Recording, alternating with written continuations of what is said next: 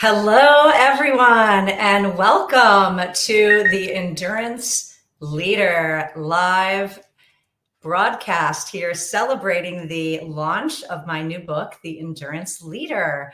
So we are celebrating today with a couple of very special friends and my very special glass of Pellegrino water to learn a little bit more about the concepts of endurance leadership. And I don't know about you, but I know lots of leaders who these days are struggling to hold on to a long-term perspective. So the book itself is really designed to help leaders hold on to that perspective in order to become more productive, satisfied, and engaged for a long-term approach.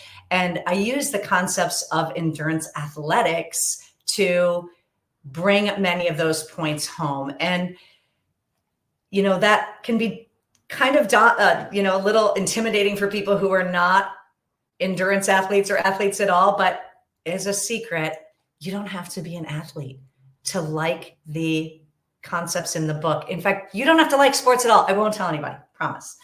But we do have today some folks from all ends of that spectrum, from the endurance athlete perspective, as well as very prominent leaders who understand the importance of endurance. And they're going to be joining us throughout the next hour to help us understand how we can bring some of these concepts to life. And I'm more than thrilled to bring our first guest in today. This is someone I have known for several years, and she is an incredibly accomplished triathlete. Many of you have heard of the Ironman World Championship in Hawaii. Well, that's an invitation-only event. You have to be at the very top of your age group in your field to qualify. And she has not only qualified, but she has come in second and third in her age group there several times. She's won a lot of other races, including the Verdi Marathon in Italy. So we're going to learn from her a little bit about her experiences as an endurance athlete, a mom, a consultant, and a spouse, and a community engaged person to bring those concepts into our life as endurance leaders. So I want to welcome Elisabetta Vila. Hi, Betta. Hi, hello everyone. And thank you, Anne. Thank you for having me here. And I'm very glad. It's an honor for me to be here. I am so glad to see you, you all. I haven't seen Elisabetta other than a few video calls for several years. We met when my husband and I were stationed in Italy a few years ago, and Elisabetta and her husband, Alex, became very fast friends.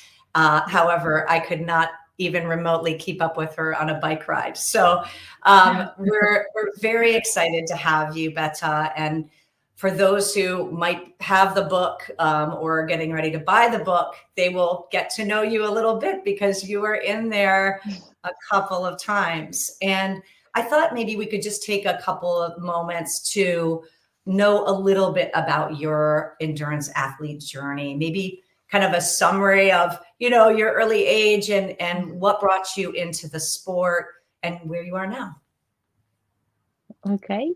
Well, when I was younger, I wasn't that much into sport, and I discovered sport just after the birth of my second son, because I wanted, just to do something to get back to my routines or something like that. So I started running, but from that moment onward, sport became a huge thing in my life.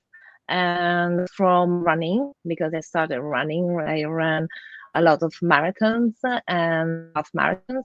But from running, I moved to triathlon, just because I wanted to try it. I give it a try, even though swimming is not my favorite sport, but I really enjoyed it. I So, understand that. um, I'm a little bit blocked on my shoulders, so it's difficult for me to swim. But you know, when you set a goal and you want actually to reach it, because it, it's something that it can become great motivation for even overcome, you know, some difficulties, and getting stronger to actually being able to reach that goal that you wanted to reach. Yeah. Yeah. So it sounds like even though this was not something you grew up with, it is something No, you developed. And it really speaks to yes, the importance of mindset, right? And being able yes. to build a mindset around your goals. When you think about what's been critical to your success, what I talk about in the book is that, you know, when I met you, you know, you got two boys at home, you got a spouse who works full time, you know, you're running a nonprofit in a community, and you're doing all of this racing and winning these races. So, you know, it was a very busy life. What do you think has been critical to your success as an endurance athlete, but also in other parts of life? Well, as you said, as a endurance triathlete, and also in other important things in life, I think that discovered, because as you said, it was a process. I discovered that if first of all you need to set your goals, you need to have clear targets that you want to reach, and in my opinion, those object targets should be a little bit challenging, just you know, just to give you the I wanted to reach there, that point, you know, something that you can you want, you know, that you can grasp, but you're not still there yet. That is something that you, it can help you to move forward. And Mhm. another important thing is, uh, when you are setting your goal, then you have to have a plan, because you have um, to write down. Basically, it's something that I actually do. I write down all the things that I need are important to reach that goal. Mhm. So this is a plan that if something happened, and I always go back to the plan, because Mhm. that's the way I know that I can reach my final goal. Yeah. And then if you have a plan, you have to be consistent, because you have to uh, you know, work every day, maybe at the beginning a little bit every day, and then growing your, you know, the time you dedicate to your activities. But it's something that have to be a daily routine to Mhm. reach what you Yeah. actually want to do. And that's important for in sport, because you have to train every day, to Mhm. even from time to time, even twice a day, if you're aiming for the long distance. That's right. That's right. I'm living that. I'm living that that dream right now. Yeah. Yes, So I wonderful. appreciate that. Yeah, you know, I think it's so important what you're saying around goals, and I think about your, you know, I've always known you to be somebody who really kind of writes things down, right? And the importance of kind of what gets written gets done in a way, right? When we write things, it makes it more tangible. Still lose my connection. Are we here? We Yes. lost a connection there for a moment. I'm not sure what happened. Are we back? So sorry, everyone. I think we're back. But you know, the notion of really staying connected with that long-term goal, and I'm wondering, as you're talking about that, you know, when you think about the full distance Ironman, right? 2.4 miles of swimming, 112 miles of biking, 26.2 miles of running. It's a huge commitment. And I'm Hey. wondering, you know, yeah, what it takes to go from kind of where you are, you know, you were probably doing half Ironmans, but twice the distance is a lot of additional commitment. What did you have to do to kind of build to that? And how did you plan to do that? Because I think a lot of times people have these very big goals, but they're like, I don't know how to get from there to where I am right now. So how did you do that? And Hmm. who was helpful to you in that? Well, first of all, I think that you have to um, work on a step-by-step thing. So you have to break down your goal into intermediate, also something that I call intermediate goal, something that are the stepstone that will guide you through the final goal. And another thing that is important is to have support. I mean, you can, oh, you, if you are engaging in such a long journey, you have to have someone to hold on from time to time, or to ask for help from time to time, because from sometimes it's happened that you might be just not as focused as you would have. So Mm-hmm. if you can reach out to someone to talk Mm. to have few comments or ideas Mhm. to work things out, that would Yeah. help a lot. Yeah, that's great. And having some people that, you know, have either been there before. I know you know, I was part of the triathlon team with you when you were there, and having a Yes, community like that. And also of course. you've worked with a coach, correct? I mean, you had a coach Yeah, through all of that time, right? And even though yes, that coach was yes, remote, very committed. Yeah. yes, yes. The coach, it's a very important role, and you have to to believe in your coach, even though from time to time you don't know why is telling you to do a few things or such. But you have to trust him, Yeah. and because you know that he's the one that will bring you back to the plan if Right. something goes wrong. What a really And great, go ahead. and Sorry. also, as you said, teammates are important in my sport. Even though triathlon is a an individual sport, because you're racing alone against basically yourself, but the support of the team is very, very important, because you need to train to someone with someone just to to have fun, or from time to time you need to do that and Absolutely. enjoy it, the process. That's right. Not just make it a grind that you're wondering why you're doing it and why you have this coach who's telling you to do things you don't understand. No, there's so many parallels here with leadership, and I want to just stop for a moment. And as somebody who's been in the leadership consulting space and management consulting space, you know this as well. I mean, we see, you know, not only the goal setting component, I think it's worth reinforcing that many people, their goals in their work life tend to be set by someone else, right? They're thinking Mhm. about their annual goals, their, you know, their business objectives, their performance objectives, but they may not be thinking about what are their personal goals? What are Mhm. they, how are they wanting to show up, not only this year, but this decade, or, you know, this lifetime as a leader? How do they want to show up? And that really is that broader, like, Mhm. it's like Respect. the Ironman finish, right? Like, it's so still a long way away.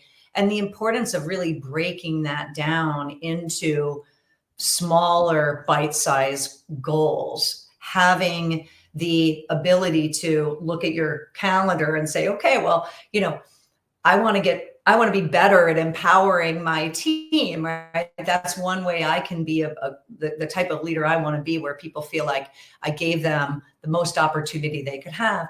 But, you know, that's too far away, but I could start empowering people now. I could work on that each and every day. And as you talked about earlier, get a little bit better.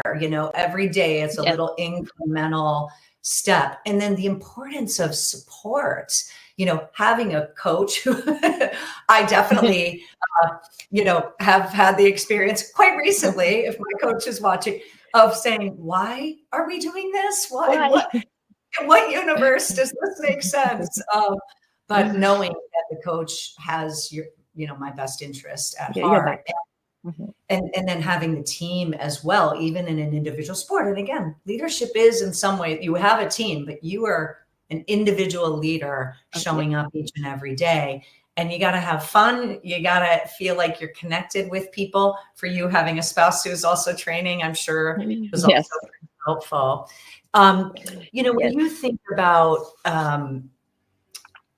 the ways that your journey has perhaps inspired other people, because I happen to know that it's inspired me and it showed up in my book, but how do you think that your approach has been helpful to others, particularly I think in your community?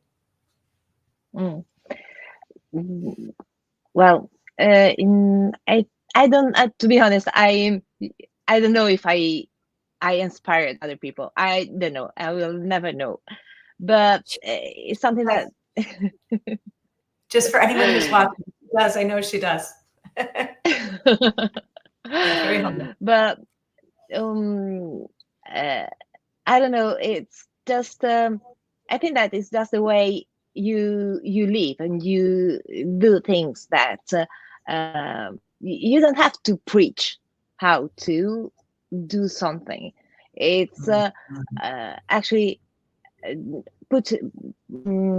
actually doing it, and so that people can see what you're doing. And if I was able to do something as a mom, as a worker, as you, all the things you said before, I can be inspiring. I can inspire someone else to think, okay, well, if she's done it, I can do it as well. So that's the claim. I love that. And again, going back to leadership, like most great leadership is by example, right? It isn't what people say, it's what they do. And I particularly think about how your work has been inspirational in the nonprofit that you started. So can you tell our audience a little bit about that real quickly? Well, actually, it's a nonprofit that was I just became the president of the of the association, but we started organizing 3 years ago youth charity relay. So it's this relay is usually we run it in the downtown Pordenone, and basically it's teams of 6 people. They each of the component run for 1 hour in a loop in the city, and then by every hour they exchange. So the idea is having a group that work together, and obviously all the fee for the enrollment goes to the charity. But it's important because people just can either run if they want to run, or either walk, or walk with a stroller, walk with a dog, whatever they want to do. Just the importance is to be there, to show that you want to be there, that you want to move. And it's always it can be inspiring to other people, because as we said before, even if I cannot run, but I can walk for 1 hour, other people can do it as well. And that's why in 3 years time we almost doubled the number of the teams enrolled. So it's fantastic. And right, I think it's again back to great examples, which is that you don't have to be, one of the things I say in the book is you don't have to be an elite anything to be a good example, right? You don't have to be the person who's, won an Ironman, or, was the NBA player of the year, or is a CEO that's listed on, Fortune top 100 CEOs, to be really effective. And again, that leadership by example, and showing people that if they really bring what they have, and create an opportunity to challenge and continue to kind of push that mindset, right? Which is again part of this whole notion of excellence in execution, like just continuing to grow, continuing to push. That will be, that's a great opportunity for people to grow, and clearly it's working. I was also thinking about your work with kids and teaching kids to do triathlons. So that's another place that you've been successful, correct? You want to just quickly mention that work that you're doing? Yes, yes. I'm very proud because my kids are growing and they are having fun. And so that's the important thing for me, uh, just to create a positive environment for them. Mhm. And then I think that if you work together with them, giving them, as we said before, uh, helping them to understand that there's a process that they have to go through, having fun, as I said before, they will grow as athletes as well. Mhm. And just a few months ago, one of my girl just moved to UK to train as a pro. So I'm quite excited and very proud of that. That's so great. Yeah. So Betta has been working with youth to help them understand how to compete in triathlon for several years. She does have two boys of her own as well, but they're working with young people in the community, and really giving them an opportunity to do some of this. And again, it shows that when you have this mentality, it really can permeate and create a level of satisfaction across a number of domains, not just in your corporate leadership or business leadership. It really Mhm. can affect a lot of different places. I may have a couple follow-up questions, but I want to open it up for a moment to see if we have any questions or comments for you, Betta. So I'll ask our Okay. LinkedIn live audience. We have a lovely comment from Carolyn Maui saying she's glad to be here. Thank you, Carolyn. We're glad that you are here as well. Any questions for Betta about her experience as a triathlete or an endurance leader in any capacity? We'll give it a minute and see if we get any posts. While we're waiting to see if any questions come up, I will ask one question, which is, when you think about, I think globally, you can tell me if this is true right now in Italy, but I would guess that you experience some of the same things, particularly in the corporate space that we are, which is, there's a lot of uncertainty, there's a lot of stress. We're seeing leaders experiencing high levels of burnout, lots of needs for mental health.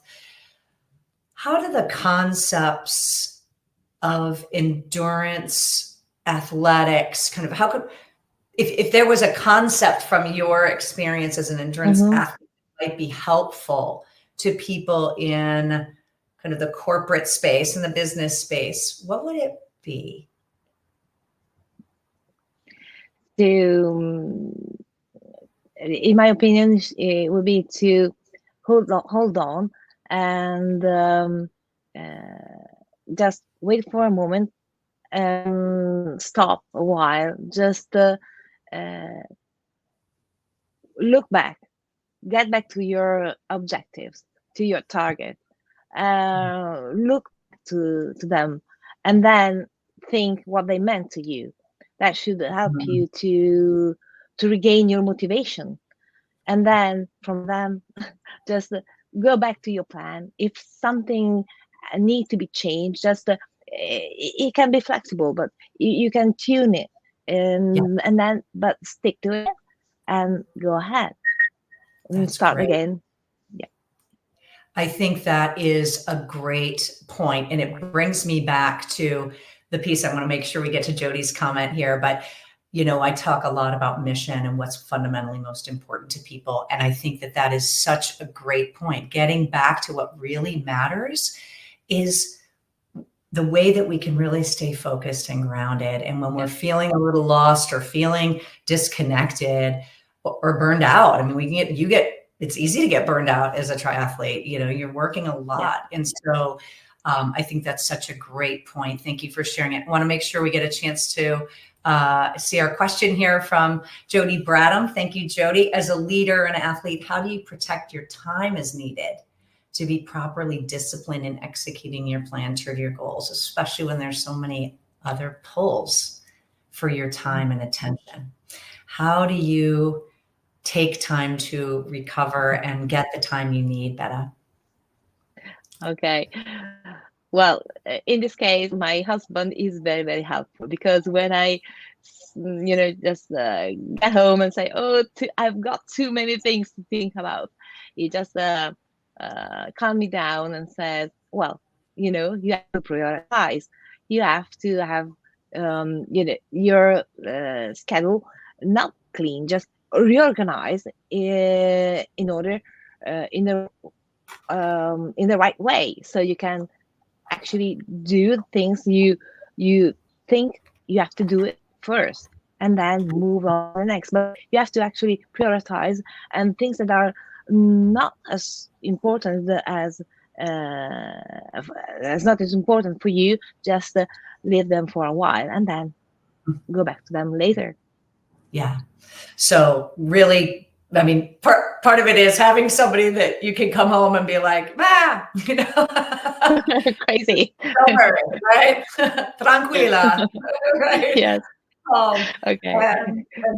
And then recognizing that really everything has its priority, right? And being able to protect your time enough and say, we'll get to the other things. They'll happen. I think about the importance of recovery and how critical it is for being able to, like, training every day. Sometimes the training is recovery, right? And that sometimes just being able to give yourself that space is enough time to kind of mentally recover, to be able to get yourself back into the game. Thank you for that. Thanks, Jody, for your question. And then John, who was one of our guests coming on in just a moment, offered a question as well. And he wondered about if there's advice for people who get intimidated by others, especially if they're insecure about their abilities as a leader or an athlete. I am guessing, I know when I have showed up at races and people are all putting their gear and putting their bikes up and everybody's all puffed up, and I'm like, oh, look at all these really strong people. Look at all these women in my age group. I'm never going to be. So I know I can relate with it. So I would love to hear what advice you might have for people in that situation. It is the same for me. When I'm racing, I'm always thinking about, okay, I will never be able to do it at this time. I will never be able to finish it. Oh, I know, I feel it this time. Something will happen with my bike. So a lot of bad feelings bad ideas can just can happen. But and that is the moment where that it's your choice. You can let those bad thoughts guide you away from your goal, or shush them and say, okay, no, there's no way. I'm here to do this thing and I want to do it. So just shush them and get focused and do it. I think that insecurities are in most of the people. Most of the people are insecure from time to time, and it's normal. But that shouldn't be something that will be able to stop you.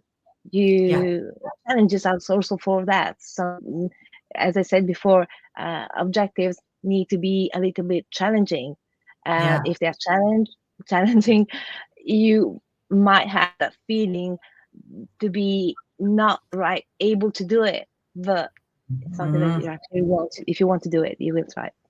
Such great points. I mean, I loved that, you just said it's a choice to give in to those notions. And sometimes I talk about them as, I was just talking to a leader yesterday about this, right?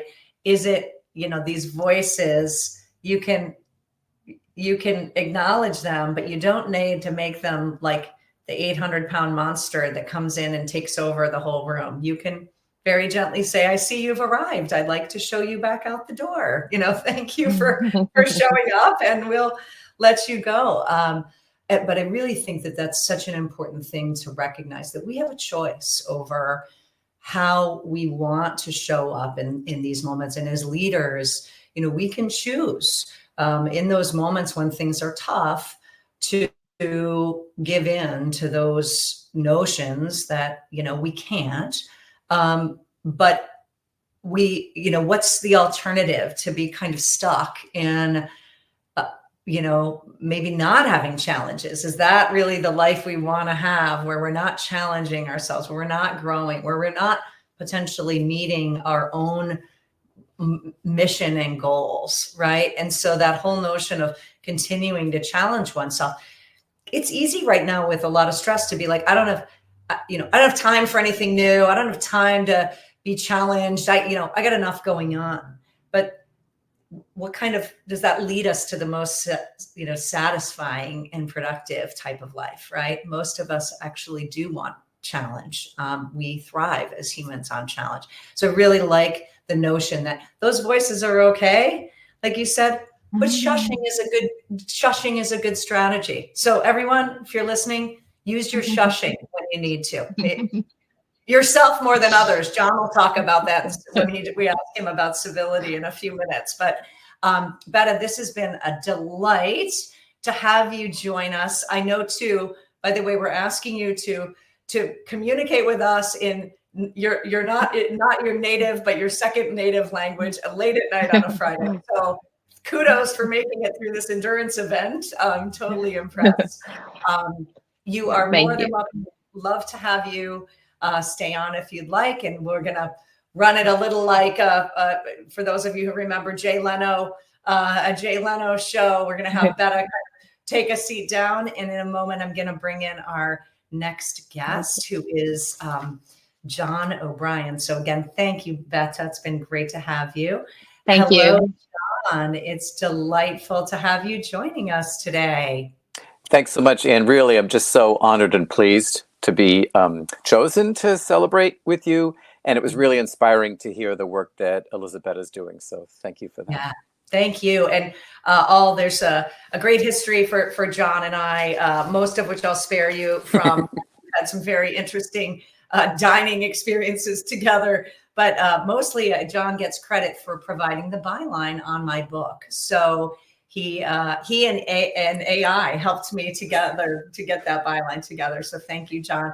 And for those of you who haven't had a chance to get to know John from my posting, John is also a psychologist. He is in the great state of Maine, and he has done clinical work for a long time, but he's also a coach and consultant. And he has also recently published a book called Rudeness Rehab, which is delightful. And if I had it right in my hand, I would show it to you. Although, John, as much as I would love to promote your book at this point, we'll do that on another program.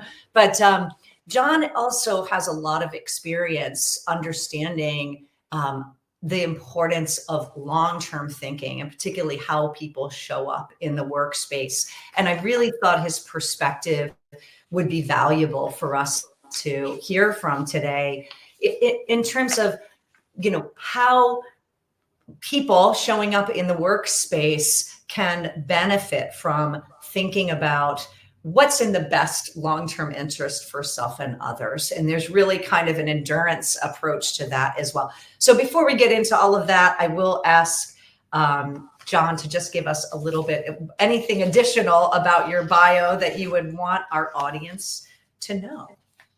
No, I think you did a great job. I'd rather use our time to engage in our discussion about your book and topics related to leadership. Great. Well, thank you so much. So I'm so happy to talk with you about long-term perspectives. And maybe you could share with us how you think long-term thinking and perspectives show up in your work.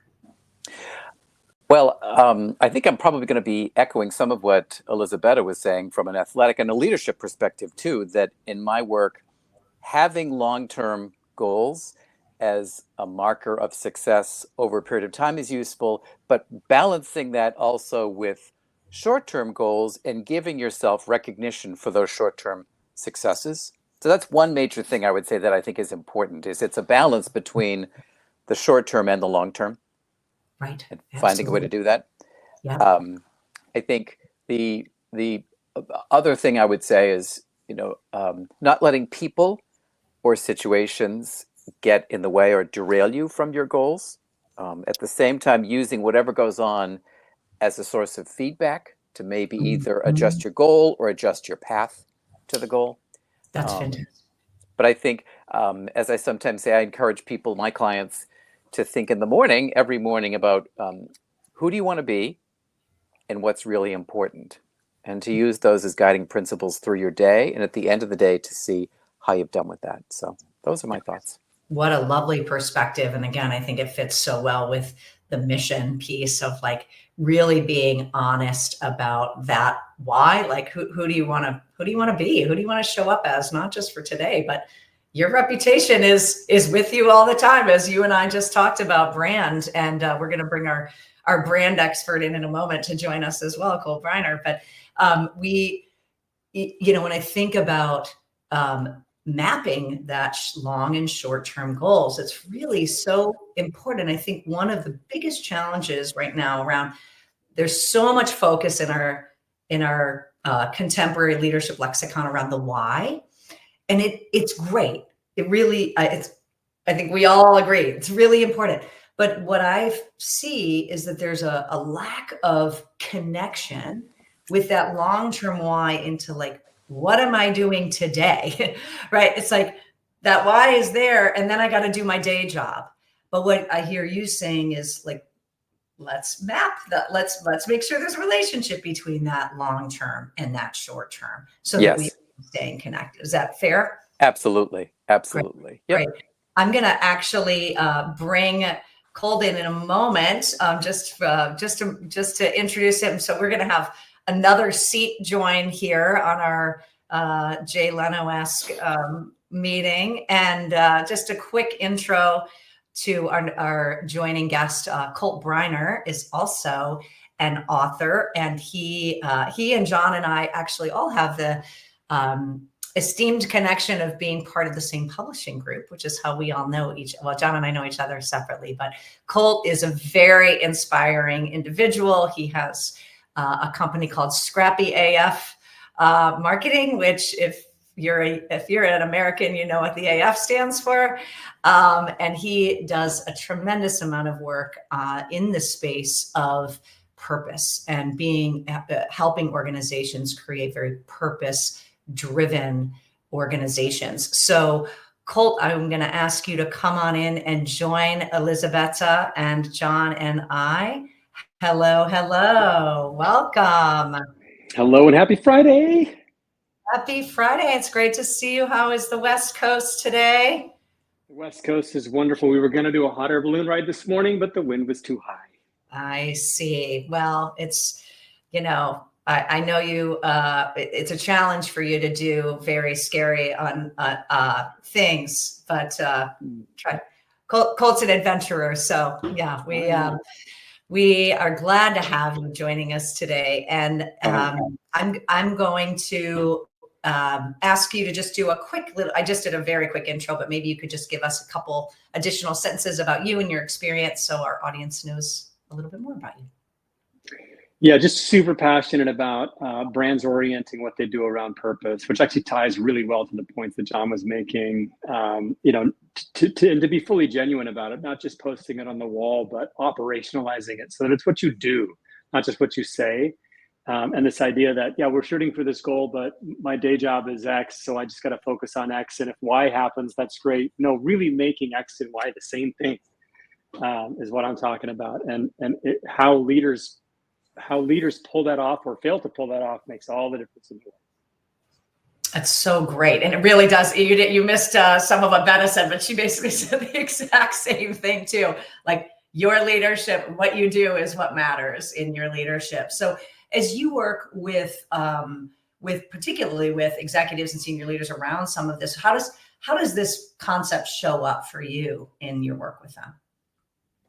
One of the ways it shows up is to ensure that what they're focusing on, what they're measuring, what they're incentivizing, all those things are aligned with the purpose, right? So when you get into your weekly, quarterly, annual meetings, are you talking about, revenues of the last quarter? And is the number one thing that you have on the slide is your EBITDA and your margin, like return for shareholders? Is that what's number one? Or is what's number one the impact that you're having according to your purpose? And how are you measuring that? Have you quantified your purpose as aggressively as you've quantified your revenue goals and your EBITDA goals? Let's see that. And that's how you start to detect what's genuine and what's not. It's really great. It's so funny. I literally was on a professional development call yesterday where someone was arguing the opposite, that what matters is all of the EBITDA. And I think that there's a great point in that, but without the purpose, why does it matter, right? Like, why do we exist as an organization? And you're working really in that corporate and team space. Obviously, the book is more geared towards the self, towards an individual, but the concepts are still the same, right? If your focus is only on, I need to make sure that I meet my, my bonus goals, my salary goals, my objectives, I got to do kind of the minimum requirement. Like, we're just walking through life with some sort of blinders on around what's really meaningful. It's like someone else is just telling me what's important, right? Right. And then our identity gets wrapped up in whether or not we met that goal versus I know it's important to me, which gives us a lot more freedom and flexibility to have that met in different ways, right? Sure, and energy and motivation and encouragement, and you bring a much greater spectrum of your mental capacities into your work. You're more creative, innovative, collaborative. All those things increase when you have a sense of what you're a part of being meaningful. If what you're a part of is returning value to the shareholders, especially if you're not participating in the company at that level. If you're a line level employee and you're not going to see an equity package until, maybe 5 or 10 years from now, if you get to the VP or C-suite level, what am I doing this for? It's just so important. But if you can answer that question in a meaningful way, all those things that talented individual has to bring to the table come to bear, and they get engaged. I think that's just such a huge difference. I think you're right. And I think what's interesting, and I haven't studied this, but it'd be really interesting to look at burnout and how much that has to do with really that lack of purpose, either individual level or on the organizational, or potentially both, right? And then it really becomes around like, why am I going through these motions? Why am I working this hard? Why am I killing myself? What's it all about? So I think that this is really important.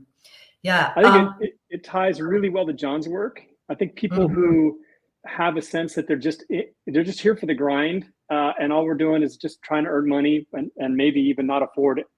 Not one of the things that would be in the American dream, but I just have to I'm working to work becomes your life. Incivility, that's fertilizer for incivility in a workplace. And I could just see so much of what John is doing to help address that. Is aware of that level of what's really causing these things. And I think that's spot on, brother. Well done. Right. And John, I'm going to throw it to you just to be able to respond to that a little bit. What are your riff off of what Colt said, or add, tell us how these concepts work together in your mind.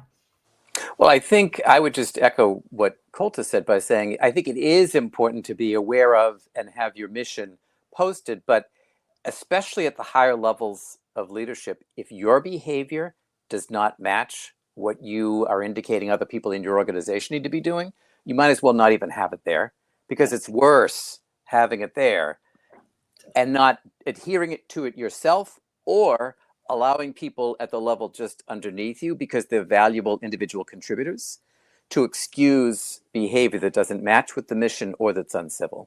So I think it's important to make sure that you really are truly living what you say you want others to live.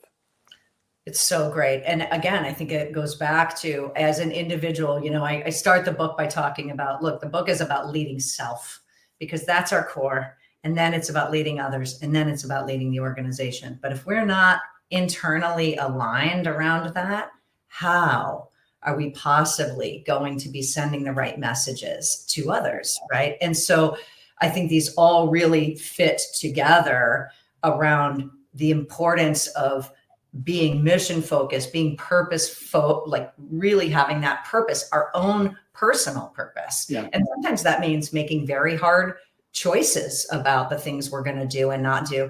But I know that, there's probably been many times when you've had to make very difficult choices for what is most important to you, whether it meant, choosing to go on a particular holiday or do something because of your training schedule, or vice versa, right? Having to deal with family for, and having to give up training or something, right? So that purpose being really important. Do you want to share at all about your experiences there?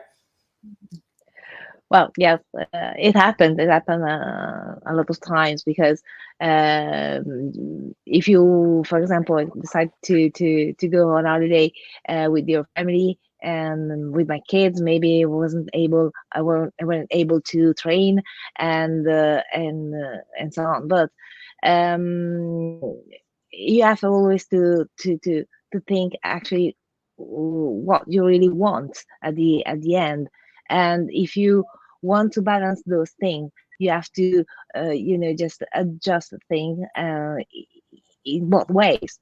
And so maybe from time to time sacrifice or few things, and the other times just sacrifice the other. But the end is not a sacrifice anymore, because you are actually bringing forward the two things together.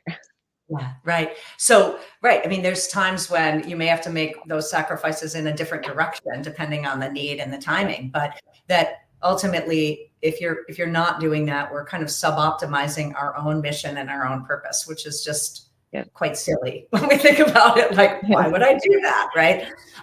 But part of what we're talking about takes a lot of discipline. That's one of the things we're all talking about, whether it's individuals and athlete, whether it's working with a team, whether it's working with a leader or coaching on civility. Doing these things takes discipline. And so Colt, John, in particular, I'm going to ask you, what are some of the things you've done to help the people that you've coached and consulted kind of maintain discipline around what I say I want to do this. This is where I want to go. Kind of getting a little sideways. I got a lot of great excuses for it, but helping them stay disciplined and on the right track.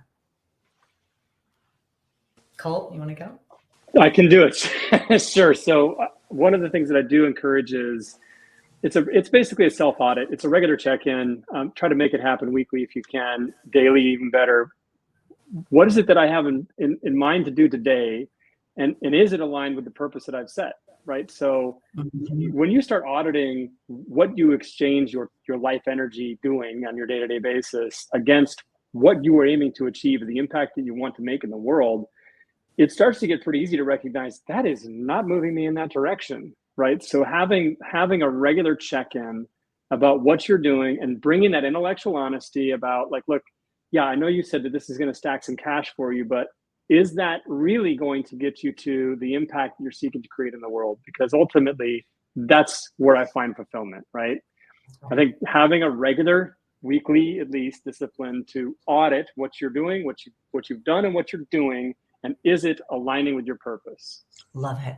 So great. I love that language of audit, especially if you're working with a lot of financially driven people, because that language is so important to them. But it's like that real emotional, psychological audit. Like, who am I showing up as? I talk about a concept in the book I call the action reflection cycle. And I talk about it more in a more of a dynamism in terms of like being not waiting sometimes to do the reflective practice. Not that that's a bad thing, but that sometimes leaders in the moment need to like take the action. What's the reflection around that? And again, coming back to like, is that how I want to be showing up? What did I do today to get one step closer to that goal I want to have? So I again see a lot of alignment here. John, how about you when you're working through discipline around whether it's you coach people on lots of things. Obviously, civility is an expert area for you. So tell us about discipline. Well, I think I would just riff on what Colt had said by saying is teaching people skills or getting them to think about specific skills around mindfulness and qualities of emotional intelligence. The other thing I would say is, we talk a lot about how important it is to stay in balance, but the reality is we cannot possibly always be in balance. And especially when there's going to be a big deadline coming up, we will get out of balance. And it's important that we know, who are we at our worst? What are the negative behaviors that are most likely to emerge for us as an individual or as a leader, to be on the lookout for them, and basically to try to contain them so that they don't do a lot of damage. Ideally change them, but to know what are the problematic behaviors that may emerge and how are you going to try to keep them from coming out. I really love that. And again, I think we could go back to endurance athletics as well, which is, many of us sometimes from experience have to learn what is the most negative voice I'm likely to get and kind of do some inoculation against that, because otherwise it can take you down a dark road and just exit you out of the whole thing. So it's that same idea of like being aware of what is most likely to get in your way. And I again talk about at the beginning of the book around identifying obstacles. And again, in endurance athletics, that's kind of a known thing. I'm going to train for a year. What might I do in that year that's going to get in my way, right? Well, I'm going to take a vacation. I might have a baby, those might affect your training. These things could be important, but we don't always do it as leaders to say, okay, I'm going to try this thing. What are the things that are most likely to get in my way? They might be logistical, but they might also be emotional. And being a little bit more aware of that might help do some inoculation against that. And I know we don't have a ton of time left, and I want to open it up for comments in a moment. But I thought I'd ask John and then Colt, what advice do you have for leaders or teams who are really trying to achieve long-term success? I think figuring out if you can do it yourself as sort of a self check-in every now and then around kind of purpose and around yourself, great. But I think whether it's a mentor or a coach, but to have someone who can be a sounding board, because certainly for teams, they can get into kind of a groupthink where the team starts to convince themselves of something that isn't really sort of valid. So the teams have to be on the lookout for that. But I think also having a mentor or a coach who can help you check in about yourself is really essential to long-term success. That's great. And, preaching to the converted, probably both here and maybe some of our audience, but for people who are sports minded, I would say it'd be like asking, Tom Brady, no matter how talented he is, to go, basically 20 years without getting coached and see if he performs at the same level. Now, he's pretty good athlete, but my guess is good coaching helps, right? And even if it's not somebody that you're paying for, et cetera, someone in your organization, could be a peer, could be someone from outside that you look up to or admire, but someone who can help you truth tell and calibrate against your own thinking. And Betta, of course, talked a lot about coaching. Sometimes you don't even know why the coach is recommending what they're recommending, but you trust the process. As a truth teller, Colt, tell us about your thoughts about helping teams achieve long-term success. Yeah, I'm right on board with John. I think that the importance of having a coach is critical. I've heard many times and totally agree with this. Be wary of a coach that doesn't themselves have a coach. I have also found that the concept of personal board of directors has been really valuable. I learned this concept from Sarah Armstrong. She's one of my mentors, and the way that she approaches that is to think about what are the areas of strength and weakness that you have? Like, do you have great financial acumen, or are you kind of softer in there? Great emotional intelligence, or could you really use development there? And populate your personal board of directors according to where you find you need the most support. So give yourself an honest sort of inventory of your strengths, and then seek to fill your personal board of directors with people who can support you where you may be weak. Yeah, that's exactly right. I love that. I just made a recommendation to someone who's just doing really well, just started her own consulting business, just doing really well, but said at board of advisors, right? And exactly that, get a multiple perspectives, right? Again, using a football, American football analogy, you've got a strength and conditioning coach, you've got a passing coach, you've got a coach for every different area of development. And that's a luxury not everyone has, but if you have it, even if it's informal, being able to tap into, somebody who has the capability that you don't have. It might be hard to ask because sometimes we don't want to look at that part of our head in the mirror, right? But it's really important for our success. Thank you all. I want to open it up. We got a couple last minutes, see if we have any comments from our audience. So we are going to wait a moment here. And I'll also just tell everyone that unfortunately, our other guest, Scott Rigsby, could not make it today. So that's bad news at the moment. But the good news is we will, of course, try to have Scott on at another time for another Endurance Leadership LinkedIn live session. So let me see if there's any other. I'm very curious to see if you all have any questions for one another, because you've never sat in this room today. If there's any thoughts you have while we see if anyone else has a comment. Any questions? Well, I start giving an endorsement. Get you one of those. There's John Grudet's rehab book. That's right. Colt's book we can't show at the moment, I don't think, because it is still in production, but it is coming, and it is called The Race to Relevance. So that is exciting. This, of course, is my book, which is very exciting. Yeah, any other thoughts? I would love to get any final thoughts you have for our audience, for those who might watch on replay, thinking, the book is designed to really target folks who are probably in kind of higher level, mid management, kind of senior directors, or kind of early pre-executive roles, kind of VPs and EVPs, because these are folks that are often going to be leading for, decades potentially. So any particular counsel or piece of advice you would have for that group? And this can come from any of you. So John. May I just, because you can see, I can hardly wait to get in there. I just want to highlight one element you have in your book, which is the power of gratitude. So many leaders, sometimes I'll talk to them about how important it is to be expressing gratitude to their direct reports. And some people have been like, why would I do, like, they're just for doing their job? What is this? You want everybody to get a trophy? But the reality is how important it is to be recognized for good work. So you talk about that in the book, and I think it's so important. Thank you, John. Yes, it is more than giving everybody a trophy. It is an absolute motivator for individuals. So yeah. Colt, Beta. Yeah, I would just say we are in the exponential age, and to be insatiable with your appetite for growth and learning I just can't overstate that with how fast things are moving.